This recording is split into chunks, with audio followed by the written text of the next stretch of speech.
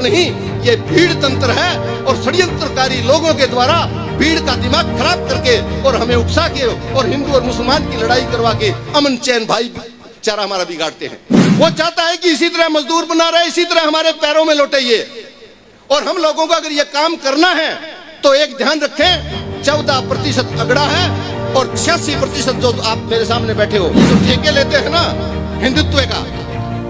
मैं आपको एक गंभीर बात बताना चाहता हूं, भारत के अंदर 72 बूचड़खाने हैं।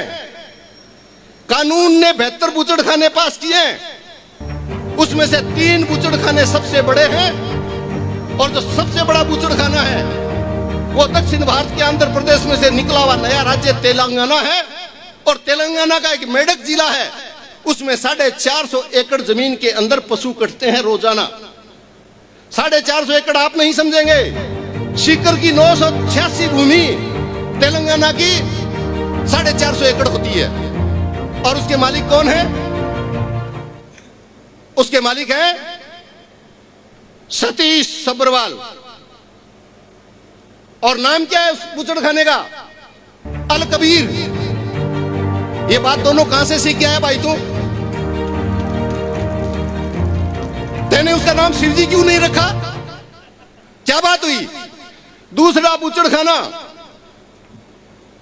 जिसका रोजाना 82,000 गाय और भैंसें कटती है। और उस बूचड़खाने का मालिक कौन? उस बूचड़खाने का मालिक संतोष सूद। और तीसरा बूचड़खाना अल नूर। और अल नूर का मालिक कौन? संतोष पंजाबी। मैं ये पूछना चाहता हूं कि अल नूर और अल कबीरा क्यों रखते हो? इसका मतलब ये है। और उनसे पूछा गया, सबरवाल से पूछा गया कि आप हिंदू होते हुए स्लॉटर हाउस कैसे चलाते हो? तो उसने ये कहा व्यापार अलग चीज है और धर्म अलग चीज है। तो मैं यही कहना चाहता हूं इन सिरफिरों को कि दोनों को मिला के हमें गुड्डी क्यों पिलाते हो? जब तुम वहां दिल्ली में बैठ के मौज करते हो तो हमारी लड़ाइयां किस बात की करवा रहे हो? ये बात कहना चाहता हूं। मणिपुर में आदिवासियों की, हमारी, आपकी, पैसे वालों की नहीं।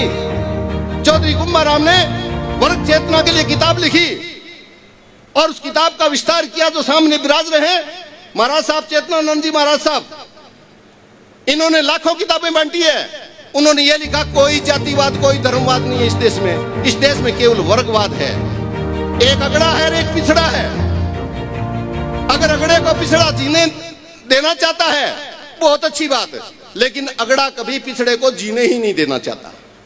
वो चाहता है कि इसी तरह मजदूर बना रहे, इसी तरह हमारे पैरों में लौटे ये। और हम लोगों को अगर ये काम करना है तो एक ध्यान रखें, 14% अगड़ा है और 86% जो आप मेरे सामने बैठे हो ये 86% हो। और 86%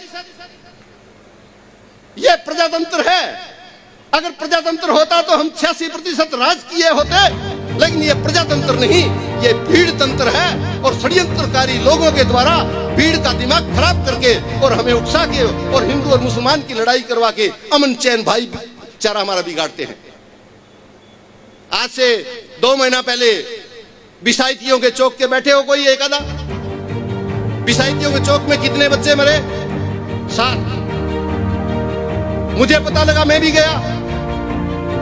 मैं जब खड़ा होकर रवाना होने लगा तो जो 28 साल का एक लड़का था जिसका इंतकाल उस एक्सीडेंट में हो गया था, उनके वालिद साहब ने मुझे हाथ जोड़ के कहा कि आप बड़े आदमी लगते हो, हमारे पिप्पे में आटा नहीं है।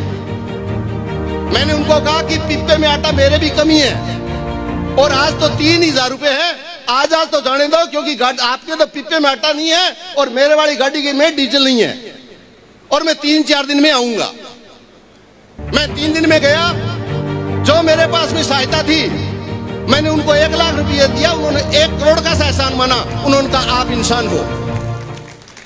मुझे मेरी जुबान से बात बताते हुए खुशी नहीं हो रही है, लेकिन मैं ये पूछना चाहता हूं उन सियासतदारों को कि आपका राज है, जब दुर्घटना हो गई तो मृतक के घर में प्रत्येक के सरकारी आदेश है कि शाम तक 10 लाख रुपया जाना चाहिए, तो सातों को 70 लाख रुपया क्यों नहीं दिया? पता है क्यों नहीं दिया? ये बिसाइतियों वाले चौक वाले परसों रात को मेरी 12 बजे एक मीटिंग थी, उन्होंने हाथ खड़ा करके कहा कि 20,000 तो बिसाइती आएंगे। इनके रात को इंजेक्शन लगाने लगे कि अगर गोदारा जी के प्रोग्राम में चले गए तो क्लेम पास नहीं करेंगे। ये क्लेम तो वैसे ही नहीं करेंगे, हमारा क्लेम कभी खत्म नहीं होगा, हम सदा आपके साथ में रहेंगे। आप लोग बड़े हैं, समझदार हैं, और इतने समझदार हैं कि दूसरी बात करने की कोई जरूरत नहीं। किस तरह ये सरकार हमें अलग अलग करके मार रही है। जंतर मंतर पे हमारी बेटियां जिस दिन जीत के आई, उस दिन का देश की बेटी और अंतर्राष्ट्रीय धरोहर और दुनिया में नाम कर दिया। और जब बेटियों ने कहा कि हमारे साथ ज्यादती हुई तो कहते हैं कि मुसलमान है। आप 2000 का नोट बदलवाने के लिए चले जाइए और 2000 के नोट पे आप अंगुली उठाइए, कहेंगे पाकिस्तान से मिला हुआ है। मेरे ये समझ में नहीं आया हम पाकिस्तान से कब कब मिलते हैं, इन बदमाशों को पता कैसे लगता है? बाकी हो सकता है मिलते भी हो हम, इनको कैसे पता लगता है? ये हमारा आचरण दोष करते हैं, समाज में एक विकृति लिए हैं। जो इनके खिलाफ बोले वो पाकिस्तान का, और जो इनका आंख बंद करके समर्थन करे वो हिंदू। हम हिंदू नहीं है क्या? हम यहाँ के हनुमान चालीसा पढ़ने आए हैं क्या? केवल हम हनुमान चालीसा भी पढ़ते हैं, गीता भी पढ़ते हैं, लेकिन हम इतने सच्चे हिंदू भी हैं कि जब भी कोई मस्जिद आएगी तो उसके सजदा में हमारा सिर झुकता है, उसको हिंदू कहा करते हैं। लड़ाइयां करने वालों को हिंदू नहीं कहा करते हैं।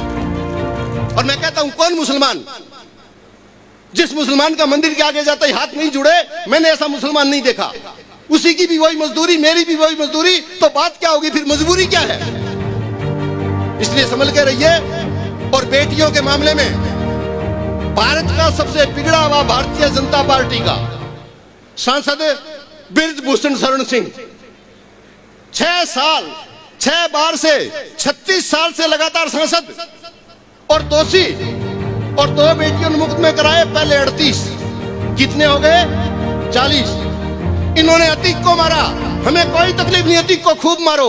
अगर अतीक गुंडा है तो अतीक पे 102 मुकदमे थे, और अतीक के गोली मारते समय उन्होंने कह दिया तीनों को मारेंगे, क्योंकि एक जने के हिस्से में 34 मुकदमे आते हैं। अरे भाई 34 अगर उनके आते हैं, उनको मार दिया, हम आपका इस्तेमाल करते हैं कि आपने गुंडे को मार दिया, लेकिन इस 38 वाले को क्यों रखा? एक गोली इसके भी तो मारो सिर के अंदर, ये भी तो कायदा बनता होगा। ले समझ के चले हम लोग, हमारी भाषाओं पे हम पूरा तन्मयता से बातें करें, और विशेष रूप से इन लोगों के गुण में इनकी भाषा, इनकी सोच राजाओं की नहीं है। राजा वो हुआ करता है जो सहर्द हुआ करता है, राजा वो हुआ करता है जो दया रखा करता है। आज से 8 दिन पहले सनातन नाम का विवाद चला, तो गजेंद्र सिंह जी जोधपुर वाले, केंद्र में मंत्री, जो मुख्यमंत्री के बराबर के ओहदे के आदमी हैं, पता है क्या कह रहे हैं? कई मल्लिकार्जुन खड़गे इसके बाप थे क्या? वो खिलजी, तुर्क, पठान, मिये इसके बाप थे क्या? ये बातें शोभा नहीं देती। मैं तो गजेंद्र सिंह जी को इतना ही कहना चाहूंगा, वो किसके बाप थे?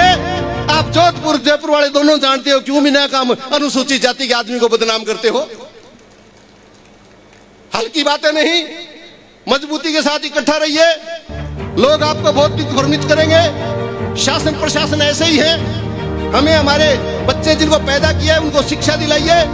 सभी से निवेदन करूंगा कि अपराध से दूर रहिए, और जब आप अपराध से दूर रहेंगे और आपके हमारे बच्चे पढ़ेंगे, तो फिर मैं इस बात की खुशी मानूंगा कि मैंने एक कार्यक्रम कराया, उसमें मेरे मोतियों से महंगे आप जो 1000-1500 लोग आए हैं, मैं दोनों हाथ जोड़ के आपका स्वागत करना चाहूंगा। और विशेष रूप से मेरे बड़े भाई मौलाना मोहम्मद हनीफ साहब, जो हमारे निवेदन पे बड़ौदा मेव से आए हैं, पिछले 35 साल से शिक्षा का काम कर रहे हैं। आप इसी तरह काम करवाते रहिएगा, हम इसी तरह प्रेम रखेंगे। हम किसी के खिलाफ नहीं बोलेंगे, लेकिन हमारे खिलाफ कोई काम होगा तो उसमें हम इकसाई होकर उसका विरोध पक्का करेंगे। इस विचारधारा के साथ आपके बीच में आया हूं। आपने मान सम्मान किया, आपने बोलने का मौका दिया। कुछ अल्फाज हो सकता है गलत हो, ये जीवा बिना हड्डी की है, न जाने कहां घूम जाती है। अगर घूम गई हो, वैसे तो मैं मजदूर किसान का शिक्षित बेटा हूं, जुबान वही घूमती है जहां मेरी सोच घूमती है। मेरी सोच भी सीधी है तो मेरी जबान भी सीधी है। और ये कहना चाहूंगा, और आज मैं निवेदन करना चाहूंगा गवर्नर साहब को, हाथ जोड़ के कहना चाहता हूं, अगर आज यहां लोग कम आए हैं तो आपके चरणों की तरफ हाथ करके कहना चाहता हूं, ये कोई कम नहीं है, ये अपने आप में एक संस्थागत आदमी है, ये सोच के लोग हैं, ये महत्वपूर्ण लोग हैं। और यह भी कहना चाहूंगा, इसी में, यहीं इसी मैदान में 1 महीने के बाद में यही कार्यक्रम मुसलमान, जाट और दलित का करवाऊंगा। अगर उसमें 1 लाख आदमी नहीं आए तो मेरी गारंटी है, आप हाथ खड़ा करके करो कि समर्थन करोगे कि नहीं करो।